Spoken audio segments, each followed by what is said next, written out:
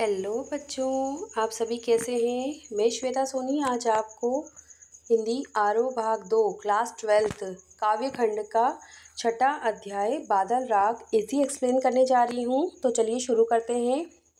बादल राग कविता सूर्यकांत त्रिपाठी निराला द्वारा रचित एक प्रसिद्ध कविता है, जिसमें उन्होंने बादलों को क्रांति का प्रतीक माना है, जो शोषित वर्ग को अपने अधिकारों के लिए लड़ने के लिए प्रेरित करते हैं। सूर्यकांत त्रिपाठी निराला, इनकी प्रमुख रचनाएं अनामिका, परिमल, गीतिका। इनका निधन 1961 इलाहाबाद में हुआ था। चलिए कविता पर आते हैं।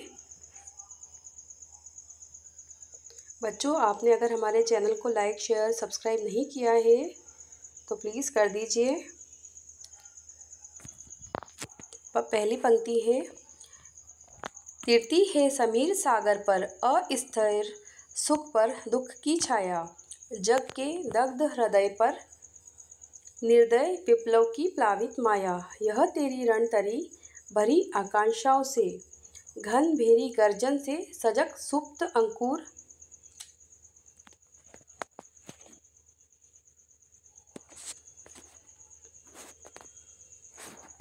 इस पंक्ति में शब्दार्थ, सबसे पहले हम इस पंक्ति के शब्दार्थ समझते हैं। तीर्ति मतलब तैरती हुई। में व्याख्या, कवि कहते हैं कि जीवन में सुख और दुख दोनों ही अनिश्चित हैं। जैसे समुद्र में लहरें उठती है और गिरती है, कवि कहते हैं कि दुख की छाया सुख पर पड़ती है। जीवन में सुख और दुख दोनों अनिश्चित हैं।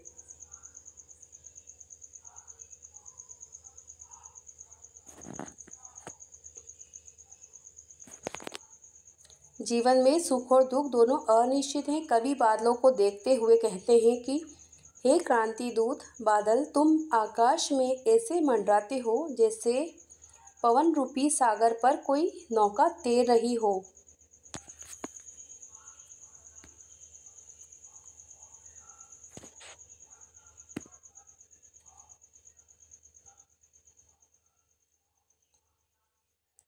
बादल संसार के जले हुए हृदय पर निर्दय प्रलय रूपी माया के रूप में हमेशा स्थिर रहते हैं। यह उन लोगों की स्थिति को दर्शाता है जो शोषण और दुख से पीड़ित हैं, और क्रांति ही एकमात्र उम्मीद है जो उन्हें इस स्थिति से बाहर निकाल सकते हैं। इसमें दूसरी पंक्ति है। यह तेरी रणतरी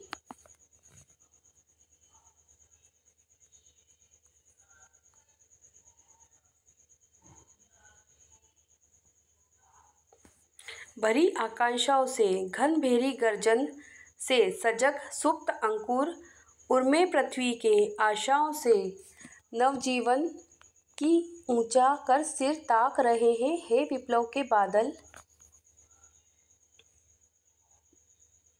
हे विप्लव के बादल, फिर बार बार गर्जन वर्षण है मूसलधार। हृदय थाम लेता संसार, सुन सुन घोर वज्र हुंकार।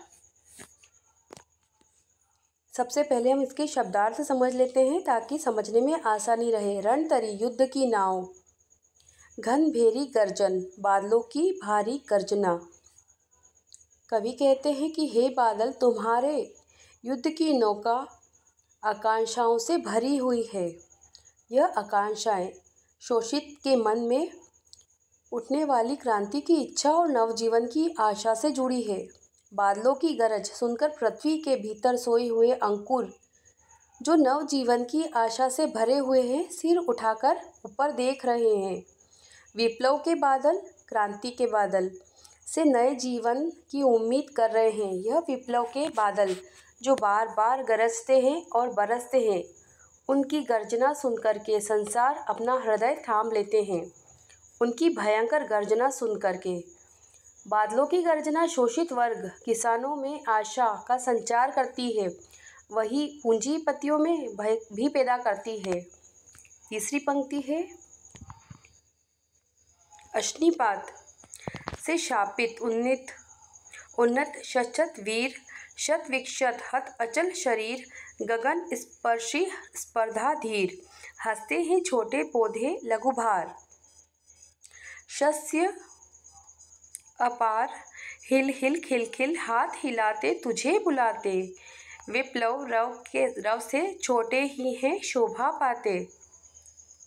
बच्चों, अपने कविता के कवि का क्या नाम है मुझे कमेंट बॉक्स में ज़रूर बताइएगा। इस पंक्ति में शब्दार्थ है। अश्निपात का अर्थ है बिजली गिरना। शत शत वीर सैकड़ों वीर। शत का मतलब 100 और वीर मतलब बहादुर। शत विक्षत हत अचल शरीर। 100 घाव से भरा हुआ। हत मतलब मारा गया। शस्य अपार असीम फसल। गगन स्पर्शी स्पर्धाधीर आसमान को छूने की होड़ में लगे हुए। कवि कहते हैं जिस प्रकार बिजली गिरने से आकाश की ऊंचाइयों को छूने की इच्छा रखने वाले ऊंचे पर्वत भी उसी प्रकार घायल हो जाते हैं, जैसे रण क्षेत्र में वज्र के प्रहार से बड़े बड़े वीर मृत्यु को प्राप्त हो जाते हैं। कवि आगे कहते हैं जो लोग पैसा कमाने की होड़ में लगे हैं वे भी क्रांति से प्रभावित होते हैं।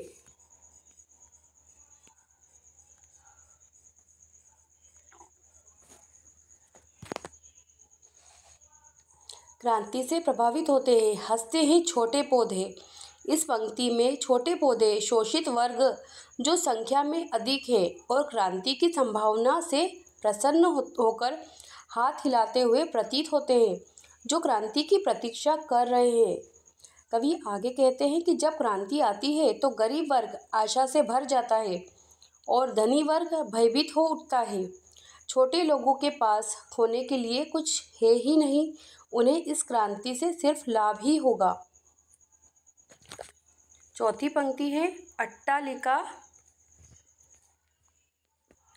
अट्टालिका नहीं है रे आतंक भवन सदा पंख पर ही होता।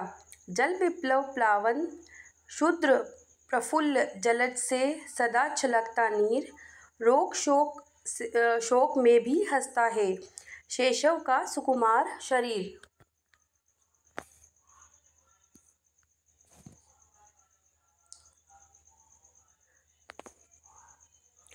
रुद्र कोश है शुद्ध तोष। इसमें शब्दार्थ सबसे पहले शब्दार्थ समझेंगे ताकि समझने में आसानी रहे। अट्टालिका मतलब अटारी, किसी ऊंची इमारत का सबसे ऊपरी भाग। आतंक भवन, घर जो आतंक का प्रतीक हो। पंख मतलब कीचड़। जल विप्लव, बाढ़ जो जल की अधिकता को दर्शाता है। शुद्र प्रफुल्ल जलज, कमल का फूल जो जल में खिलता है। शैशव मतलब बचपन। सुकुमार शरीर, बच्चों का सुंदर शरीर, मासूमियत भरा हुआ। रुद्र बंद, कौश मतलब होता है गुस्सा। शुद्ध उत्तेजित और शुद्ध मतलब असंतोष भी होता है। तोष मतलब संतुष्ट। कवि ने पूंजीपतियों की ऊंची इमारतों को आतंक भवन कहा है।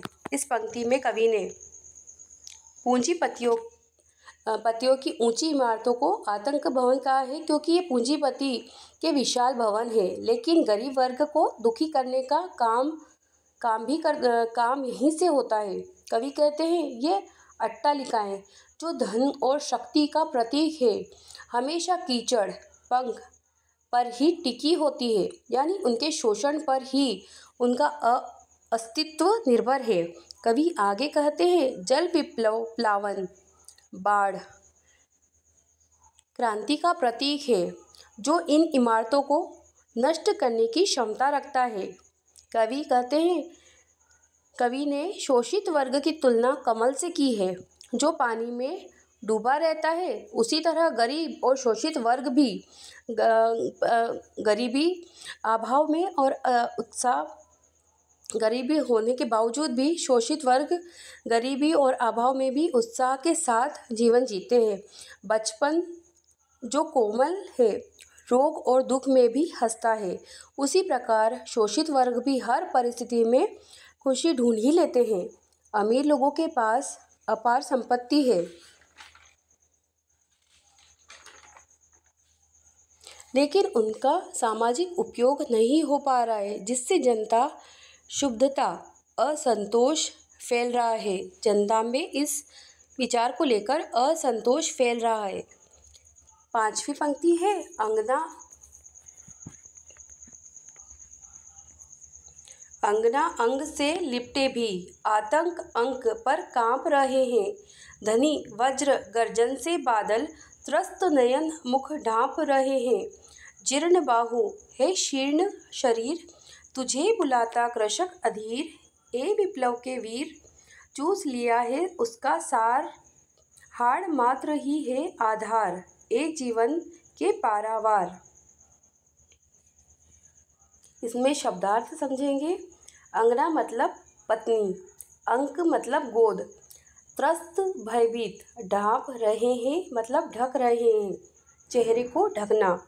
जीर्ण मतलब कमज़ोर, बाहु मतलब होता है भुजा, शीर्ण मतलब दुबला पतला, कृषक किसान। कवि कहते हैं धनी लोग जो अपने परिवार और पत्नी के साथ होते हुए भी बादलों की गर्जना से डर जाते हैं। बादलों की गर्जना के कारण वे अपनी आँखों को और अपने चेहरे को ढक लेते हैं। इसके विपरीत किसान जो कमज़ोर हैं, थके हुए हैं, वे बादल को क्रांति के रूप में बुला रहे हैं, क्योंकि शोषित वर्ग ने उनका सब कुछ छीन लिया है और उसके पास केवल हड्डियाँ ही बची हैं। तो ये थी बच्चों बादल राग कविता का इजी एक्सप्लेनेशन। अगर आपको हमारा ये एक्सप्लेनेशन सही अच्छा लगा हो तो प्लीज़ हमारे चैनल को लाइक, शेयर और सब्सक्राइब कर दीजिए। Thank you so much.